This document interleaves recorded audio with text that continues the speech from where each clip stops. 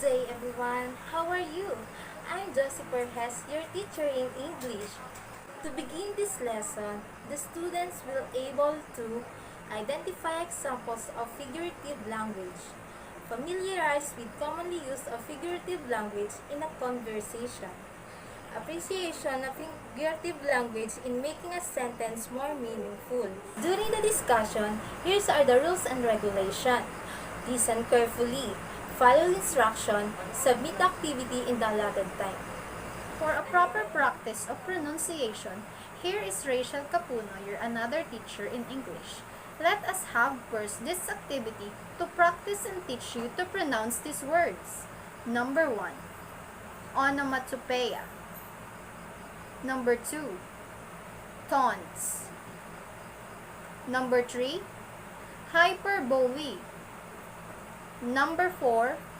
Simile. Number 5. Duty. Can I hear it from you, children? Okay, very good class. Let's have a short recap about our last meeting. So, anyone here knows what's our last topic? Okay, it's noun. Does anyone knows what is the meaning of noun? Noun is used to identify any class of people, places, or things. We discussed two types or two kinds of nouns in our last meeting. And they are the common noun and the proper noun. So class, are we clear with the noun?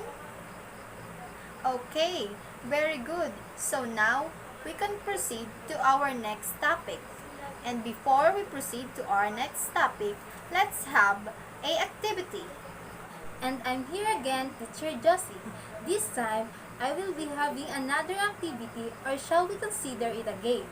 The game was called Figure Me Out. I will present a sort of video and you will figure out what does it means. This time, we will having another activity. It is called Jumble Bee. I prepared 3 envelopes containing words and you are going to arrange them to form a sentence.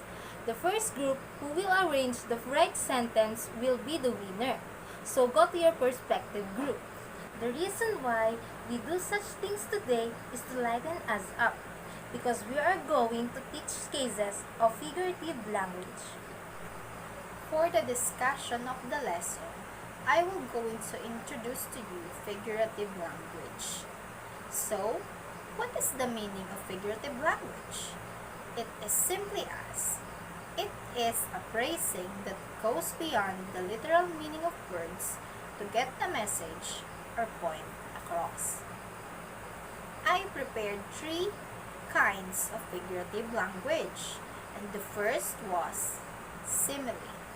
Can you repeat this? Simile. Simile is a figure of speech that makes a comparison, showing similarities between different things. Unlike a metaphor, a simile draws resemblance with the help of the words like and as. Therefore, it is a direct comparison. For instance, our soldiers are as brave as lions. So how do we define that this sentence is a simile? What do we use? Yes, it is the word as. Our soldiers are as brave as lions. Another example. Her cheeks are like a rose.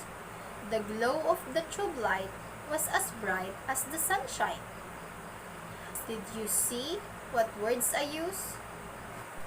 We use as and like, so the sentence become a simile. Another example. In winter, when I rained, he climbed into bed and felt as snug as a bug in a rug. Another kind of figurative language is hyperbole. Can you repeat what I said? Hyperbole. Hyperbole was derived from a Greek word meaning overcasting. It is a figure of speech that involves an exaggeration of ideas for the sake of emphasis. I have here some example. For instance, when you met a friend after a long time, you say, "It's been ages since I last saw you." You may not have met him for 3 or 4 hours or a day, but the use of words ages exaggerates this statement to add emphasis to your weight. Therefore, a hyperbole is a real exaggeration to emphasize the real situation. The third and the last kind of figurative language for this day was the onomatopoeia. Onomatopoeia is pronounced as onomatopoeia. It is defined as word which imitates the natural sounds of a thing. It creates a sound effect that mimics the thing described, making the description more expressive and interesting. For instance, saying, "The gushing stream flows in the forest," is a more meaningful description than just saying, "The stream flows in the forest." The reader is drawn to hear the sound of a gushing stream, which makes the expression more effective. Another example was, "The buzzing bee flew away," "The sock fell in the river with a splash." As a whole, simile, hyperbole, and onomatopoeia are examples of figurative language. Figurative language uses figures of speech to be more effective. At this point, we are going to do another activity. We will be using a blank document in Microsoft Word, and then you will writing 2 sentences under the 3 cases of figurative language. Go to your respective group before you start the activity. Is it clear? But let me remind you about our standards in having an activity. 1. Work cooperatively and silently. 2. Keep the workplace clean. 3. Respect each member of the group. You must choose a theme from simile, hyperbole, onomatopoeia. Make a yell about from choosing theme and present it through sending video. You will be graded by the following criteria. 20% relativity. It is yelled at connected to the theme they choose. 30% unity or cooperation. If all members cooperate and one of team movement. 10% for the organized. If they perform organized and they perform in a clean way. 20% for creativity. If their yell is creative, for instance, meaningful and abstract. 20% overall, if they do great overall. The total presentation is 100%. I will give you 15 minutes to do the activity. Before we end this lesson, let me know what have you learned. Let's have an assessment. So, the direction for this activity is you have to choose the correct answer inside the box. Write your answer in the space provided. Here are the choices inside the box. A. Simile. B. Hyperbole. C. Natural sound. D. Figurative language. And E. Onomatopoeia. Number 1 question.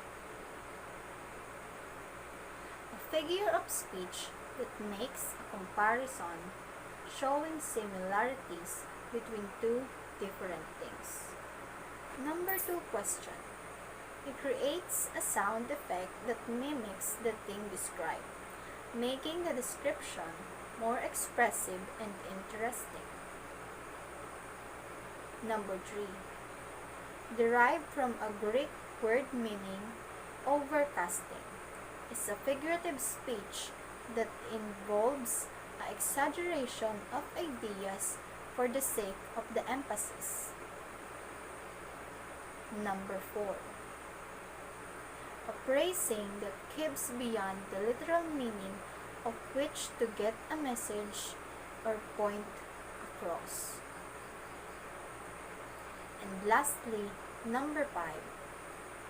Onomatopoeia, pronounced as onomatopoeia, is defined as a word which imitates the blank of a thing.